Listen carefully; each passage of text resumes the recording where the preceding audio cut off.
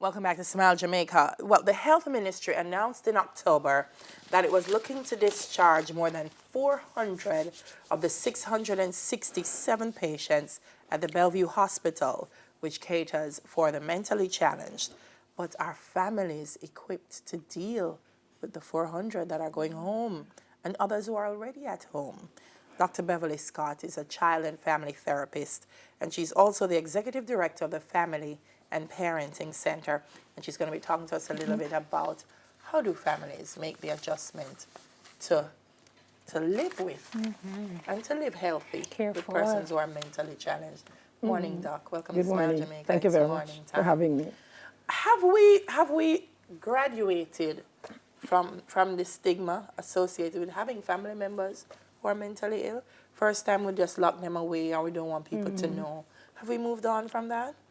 I don't think we have very much. But first of all, I must commend the minister for deciding to send some people back home to be with their relatives, because having them in the institution languishing and not having a social life, not being integrated with their families, make them worse, especially those who are ready to go home. That was my question. I was wondering why they decided to discharge. Why they decided. So many Well, folks. quite a number of them are ready to go home. I did a little stint at Bellevue Mental Hospital when I was at the University of the West Indies.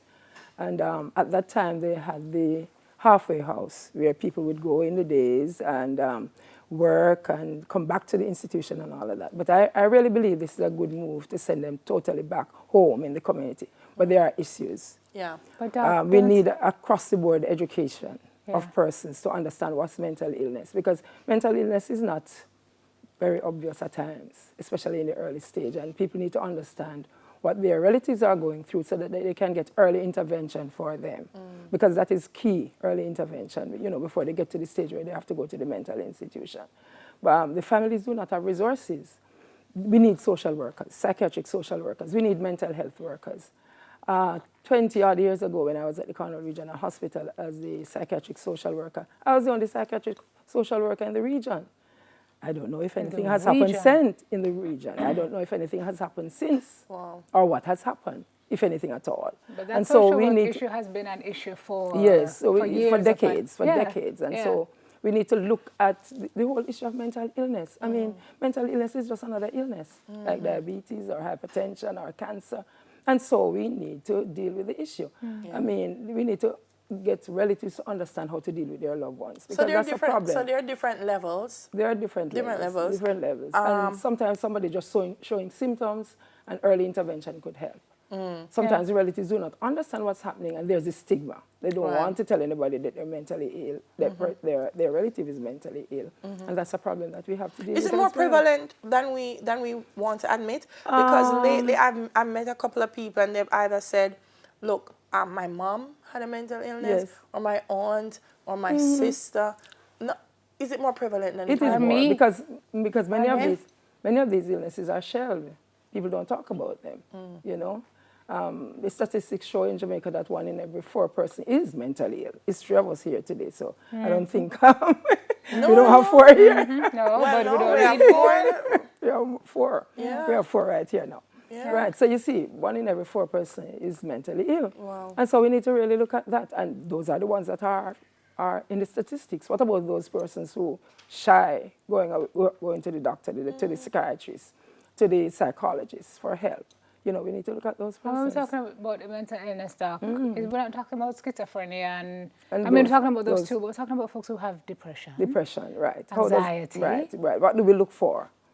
Is the person not wanting to go to work? Is the person not eating, oversleeping, undersleeping? That kind of thing. You need to really find out what's happening when we see symptoms like that. But is the person depressed and now just elated and wants to give away everything? That's a very serious sign that this person maybe has made a decision that's not a good decision. So we really need some good education. We're saying family.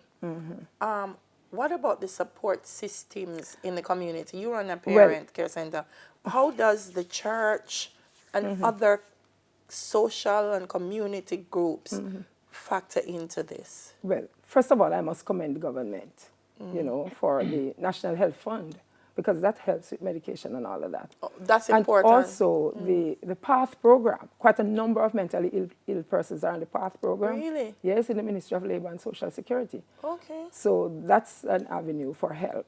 But we need more resources to go into this thing. And we need community centers. We need centers in the community, medical centers in the community, more medical centers in the community where people can go and get help. But let me ask you, Doc, because Delia mentioned the community, and I guess we're talking about the village. Yes. But a lot of the issues stem from the fact that family members don't want their mentally ill family members back in. And that's why half of them are at Bellevue indefinitely anyway, because they take them and leave them, no? Indeed. And what happens is that from mental illness to social destitution. And that's really compounding the problem. It's part of it that they they don't know how to handle persons, or it's part of it, because first time, part of it is not telling nobody, say somebody ill in the family, because then we think, say, all of we have a problem. Part of it is stigma, and another part is education. Yeah. Once you understand what's happening and how to deal with it, then the problem is not really quite solved, because we need other things like resources. But at least you understand what's happening and you know where to go to get help and how to deal with your loved ones. How are we dealing with mental illness in schools? Because these people, some of the people that we're talking about here, would have started to exhibit. In terms of children, we really don't say they're mentally ill. We say they have childhood disorders. Okay. And so some disorders will lead to mental illness in adulthood. For example, conduct disorder will lead to an illness called antisocial personality disorder if it's not dealt with. We have childhood depression and things like those that we need to deal with. A number of children are depressed. Yes. And because children do not deal with their depression like adults, I'll call you and talk to you and say, Delia, you know, so me not feel so good this morning and all that kind of thing. But a child will go to school and kick over the chair and because he's depressed. Fight our next picnic. And fight our next child. And so teachers send them to the guidance counselor and back to teacher, and parents come in and next thing the child is kicked out of school. And what happens to this child who has conduct disorder is that the child, when he gets to 18, criteria are met for antisocial personality disorder. This is the person who will come and hold you up with a gun, take your bag and kill you. You see what I'm saying? Who was not dealt with as a child. Because he didn't receive the treatment, or she didn't receive the treatment. So it's really very serious. Doctor talk a serious thing, you know, because I tell them that crime strategy have to start with the young kids, the children. Especially in this age of social media, where they're finding there was a increase there was a research that was done in retrospect to see whether persons who have committed heinous crimes have had conduct disorder as children. And it was proven that they had been to juvenile school, they live in cars in the streets, and they have been to family court and all of that. And they graduated into the system. Social detachment started early. And then these are the ones we have to deal with in the prisons. So what about resources in terms of Bellevue itself as a resource? Bellevue is a resource. Bellevue has its place because there are times when you have to get them into the institutions. Like you go into the institution when your diabetes get bad. Yeah. And when your pressure gone up too much. Yeah. You send them in the institutions when the families and the communities can't manage and them then anymore. They go home. There's a place for it and they come back home. We come back home when they go to the hospital. Yeah. So why they can't come back home? Outside of Bellevue, where else is there, Doc? There is Cornwall Regional Hospital, the 10th floor. At Cornwall Regional Hospital that deals with mental illness. And I think UWI has a ward. And UWI has a ward. Right. Okay. Yes. So really, there's a lot to do. We need more social workers. We need more psychiatric social workers. We need more mental health workers to go out there, spread the word, let people understand.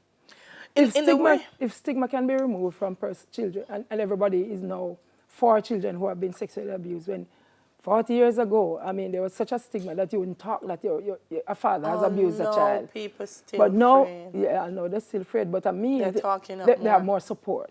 So we need to give the families support. Support is what they need.